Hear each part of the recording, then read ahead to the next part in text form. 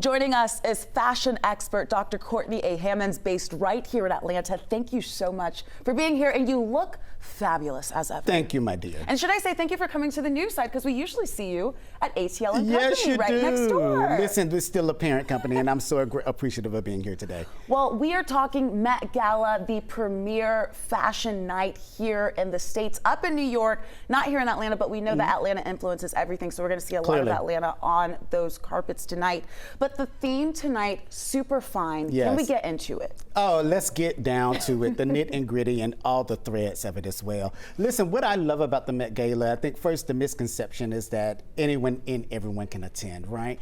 This is a specialty occasion, but this year is all the hoorah with the title that I love, Dandyism. So the question may be, what is dandyism? But listen, I'm gonna make it very simple, because this is the teacher in me coming out. So listen, Faith, I believe when you can walk in a room and have the audacity to show up as your full self and be able to come with the wardrobe that's really your weapon of choice, that is dandyism. But let's take it a step further, because it's more than dandyism, it's Black dandyism that's being celebrated this evening.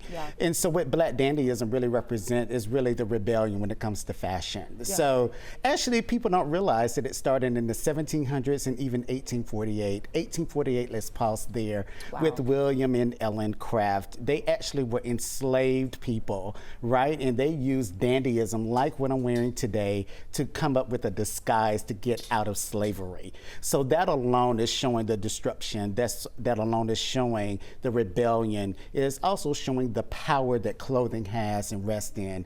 Just put on the right garment, and it can be a weapon, it can be your destruction, and it also can be your purpose. And I mean, it's so incredible when you think about a lot of people, what you're going to see on the floor tonight, all the top designers from all over the world coming together. Like you said, if you can get in the room, we know that this is a huge fundraiser for Vogue. But when you take a look back at the roots, this year is so different because it is Black culture. It is the tailored style, even the curators that were put on the board to curate this year's moment. It is deeply, deeply rooted in Black history and culture. And what I love about that, it really goes back to the nucleus of who we are as people, as creators, right? And what I also love is that we have so many different hues, so many tones of expression, and that really is represented with the co-chairs. Let's talk about Coleman Domingo. He is the it guy when it comes to fashion. He did a conversation today on WWD, and it really represented who he is in the next, because he's representing Oswald Bouteng, one of my favorite African designers. He's wearing a strong purple costume, I call it. Listen, it made my shoulder just shake, listen.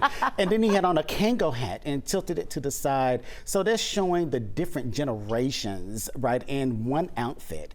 Because now you're going to the zoot suits that Malcolm X was even representing. See, this is really cultural. Here we go with Spike Lee was before his time, even in the creation of the Malcolm X movie, because he really delved in deeper with the Ruth Carter when it comes to costuming. So I'm looking forward to seeing that tonight on the carpet. And it's just incredible to see how each designer, like we were talking about before, you have New York Fashion Week and Paris Fashion Week and all these where the designers are putting their lines on display, but tonight is about putting your design on display, singling yourself out and putting in your creativity within this theme and your interpretation. Oh yeah, and some interpretations may miss. They may miss. Some might miss. Listen, and the reason why I'm saying that, and that's not a bad thing, so I'm not doing any disjustice to anyone that's coming, because we don't want to put that out in the atmosphere, but I know that everyone's going to be a hit tonight. And I say that because it's their way of the reinterpretation of the word dandyism, right? And so you can show up in the vintage form that I'm wearing today. This print is actually called the Scottish plaid. And so what I love about that is actually the royalty in you.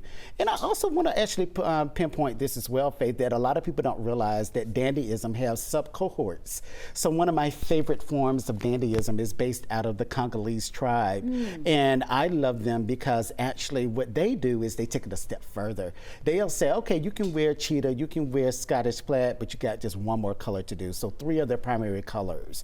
So it doesn't matter matter if it's male or female, anything in between, but it has to fall under that genre of 3 primary colors or skin tones, not skin tones, but color tones, excuse me, and be able to rock it in the way that you feel deemable to do.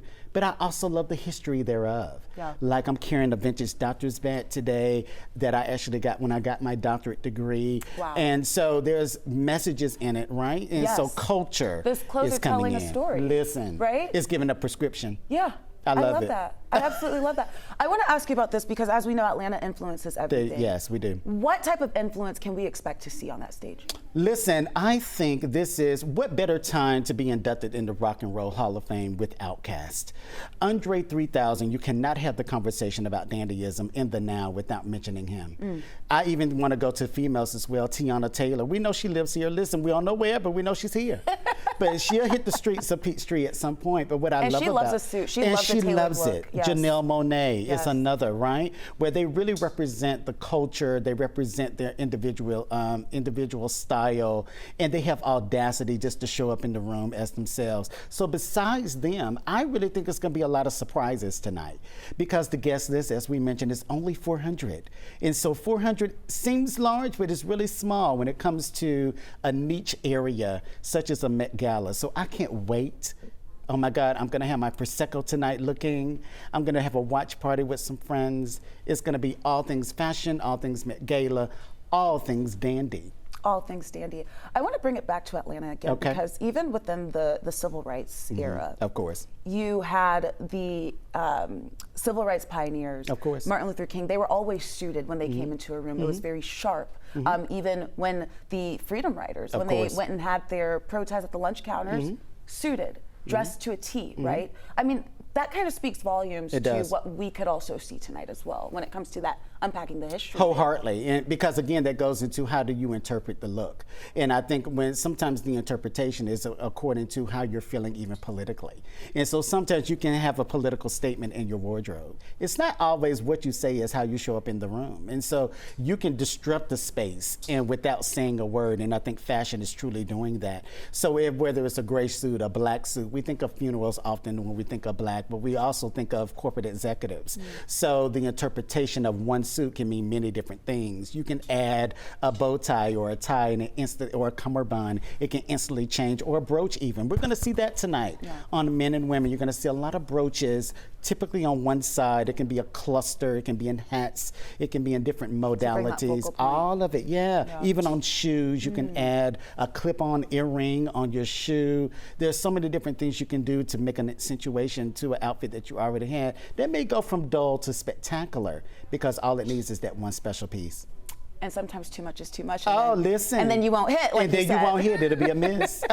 Let's talk about the Atlanta designers that you are rocking today. Listen, I am so excited that B.M. Franklin here in Atlanta in the shops at Buckhead provided this amazing boater hat. It's vintage, yes it is, ladies and gents. Please go and support. And what I also love is the shoes.